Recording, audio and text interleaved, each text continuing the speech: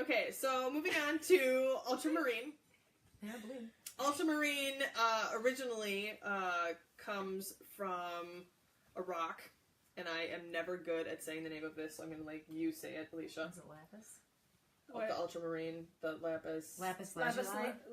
I call it lapis lazuli. I've heard it both ways. And lapis so lazuli. yeah. I think I've heard it both ways too. Yeah. Yeah, It's that really pretty blue stone that has some Yeah. like gold specks running through it every once in a while. Yep. So originally, that's what Ultramarine was. And obviously, it's really expensive to do it that way. So nobody was using it for bluing when it was coming from a rock. Some synthetic versions were invented in the early, not really the early 1800s, kind of probably the mid 1800s. And it never really takes off as a bluing. It's kind of mentioned in some of my World War I manuals, but it's never their favorite. So I'm not necessarily sure how common the Ultramarine really was.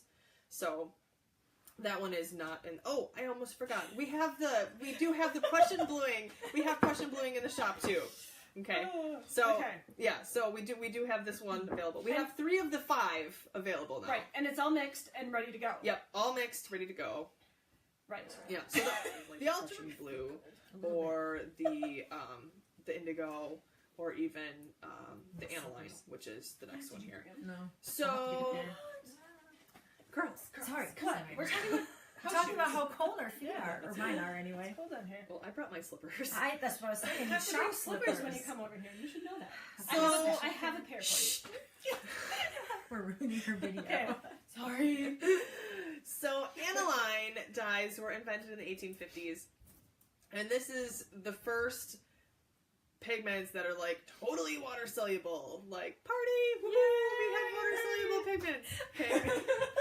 And you might notice that it looks kind of funny. Like, the rest of them are all like little powders that are like various shades of blue, and then like there's Oh, yeah. kind of coppery looking. Never would chunks. expect blue to come out of that. Yeah. No. When I opened the bottle, I was like, wow, this is interesting. And then I poured the water, and I was like, wow, that's I don't see amazing. the... Oh, it's a really pretty blue too. Yeah. And yeah, you can see It's like how pretty it looks in the swatch and how clear it is, where the rest of them are a little bit more kind of blotchy and speckly. So this one is a new one up in the shop. I keep going the opposite direction. We're like mirror image here. Anilines, even though they were invented in the 1850s, don't really make it into laundry work until like the 1870s. And by the time we get to World War I, that is your preferred bluing.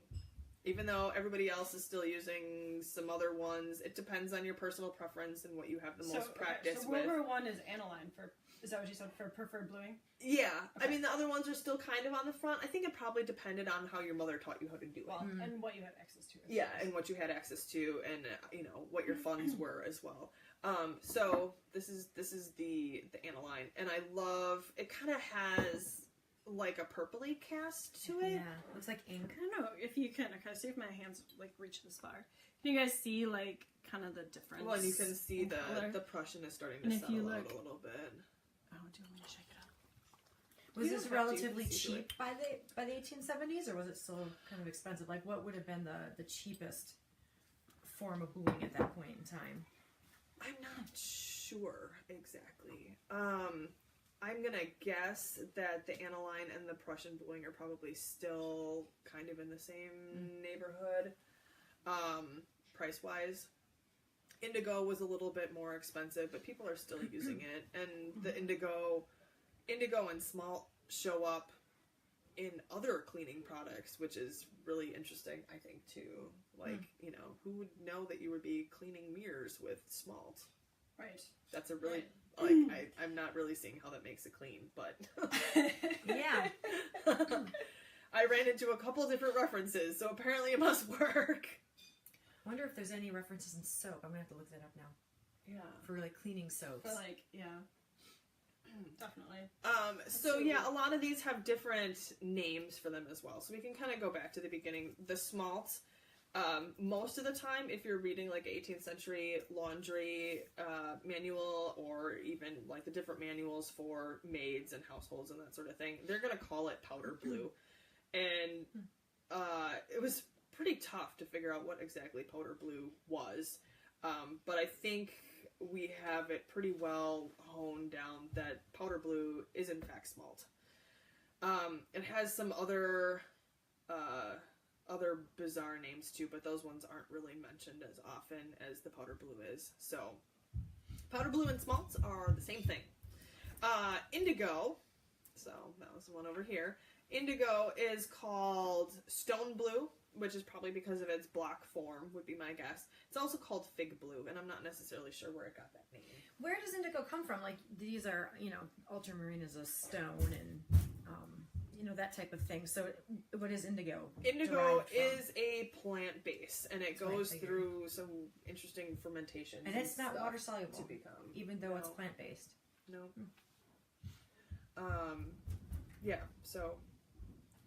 Sounds like a herd of elephants up there. It doesn't really does. My There are kids children doing running. that. We've been working on a little helper in her ballet feet, but she still runs around like an elephant. Just got all Ballet the feet kids are up there, quiet. so- Beth has a question. She says, how often is it safe to use the bluing agents? Like, does it harm the fabric after time? Oh, That's that's a a good really good question. question. Yeah, good question. So, let's see.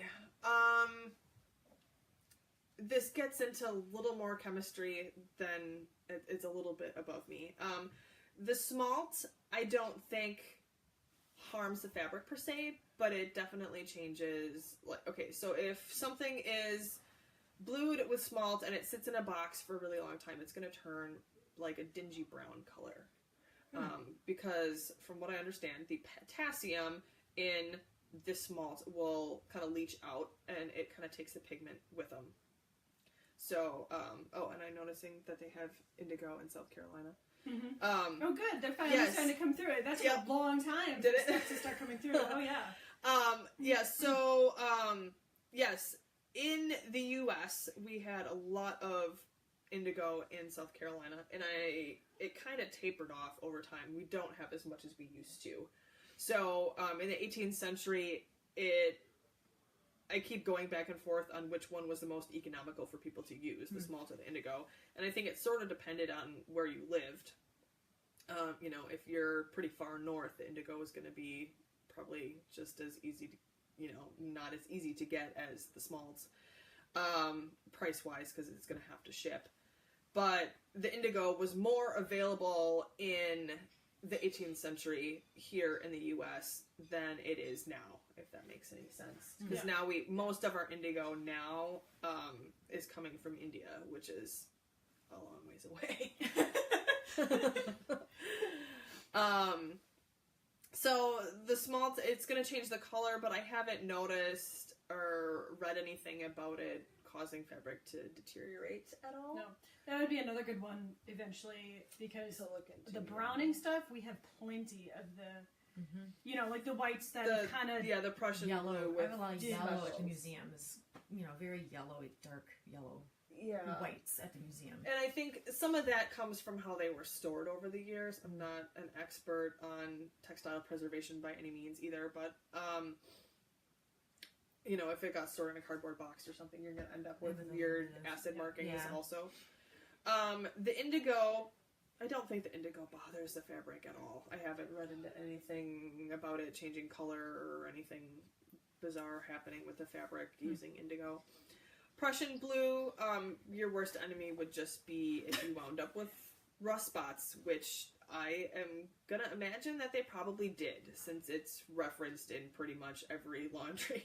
Can you get those spots reference. out, do you think? Or are they... I've never tried. I Okay. haven't gotten rust spots. So, I guess I'll let you know when I get one. Sounds good. Next video, right? Hopefully I won't get one. The ultramarine, there's just not enough out there about that to really know if it does too much. I would imagine that it probably doesn't do much. Aniline over time, I know if you've ever seen Civil War era fabrics that are just more fragile, that's usually from the strain on the dye, because they went pretty heavy with the aniline dyes in the Civil War. But then again, that's 100 years later. So if you're going to still be wearing your chemises in 100 years, If you're still going to be alive in 100 years. Yeah. Right? Kudos Kudos to you for living so long, Hannah. And way to go on preserving your laundry. Yeah, but for like the length of the garments that we're wearing, I don't. I don't think that any of these pigments are going to bother you for the short term. I mean, I've never had any of my underpinnings. How often do you think women would do bluing? Like, because you know the manuals say usually every washing. Really? Okay, But you can kind of play it by ear if you don't think. So it needs to for be blue, people then who do it. don't really know, how often is every washing usually? I'm sure it differs, but like generally speaking, Definitely not our terms.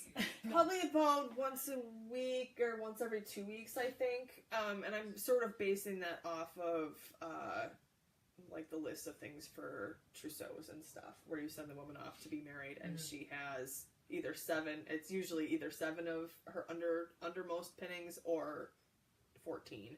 And I'm thinking that's because of the laundry routine. So you're changing your undermost under things regularly, but not as much everything else. Yeah. Okay, so fig blue, stone blue, indigo. Prussian blue is pretty much just Prussian blue. I saw one reference where they called it like Prussianate of iron, which just sounds fancy. really fancy. Wow. Yeah. But basically it's Prussian blue with iron-based pigment, so that one's pretty straightforward. Ultramarine is sometimes called stone blue because the original ultramarine came from a stone, which makes the stone blue to stone blue like very confusing. Yeah. Yeah. Occasionally, some of these that come in a powder form will get called powder blue, so that kind of throws you for a loop too a little bit. But I would say probably 98% of the time, the powder blue is referring to the smalt. Aniline goes as aniline, obviously. It also is sometimes called soluble blue or Chinese soluble blue. So fancy. lots of different names for the same thing, which makes research so much easier. So, are there any other fun questions? So for people How do you who do this? Yeah, how do you do this? How do you do it? Okay, so depending on what time period you're doing, and what you're using is going to make a little bit of a difference. But for modern purposes, like if you're doing a laundry demo, you might want to research the specific time period that you're looking at. For smalt, in the 18th century, they're adding smalt to pretty much every step of laundry. They add it to their wash water, they add it to their rinse water, they add it to their starch. But I'm guessing that's probably because this blue pigment is so pale and you need so much of it to get a result that they have to just keep adding it in to get a decent result. Indigo is usually added to the rinse water, or they'll mix it in with the starch. And that kind of depends on which time period you're into. So 18th century, it's going to be with the starch and it's going to be in the rinse water. And then by the time we get to like Civil War era stuff, it's only going to be pretty much in the rinse water. They kind of stop bluing their starching water around the Civil War from what I've read. So Prussian blue gets added to the rinse water only usually. And this is because if you have it in the presence of soap, it will create rust spots. So we want to make sure that you rinse all your clothes really, really, really well so there's no soap left before you put it in the rinse water that has the Prussian blue in it. So it's kind of its extra own step. Ultramarine would just go in rinse water, and so would the aniline as well. And you put instructions on. Yep, I put stuff. instructions. And you also have your own YouTube channel. I do have, right? Yep, I have so my own YouTube channel. What we've been doing in the shop, I really haven't had time to like get new stuff up in the shop, but the few things that are up in the shop, I've been trying to like link her videos to them. So if you have questions about them, you can just click the video.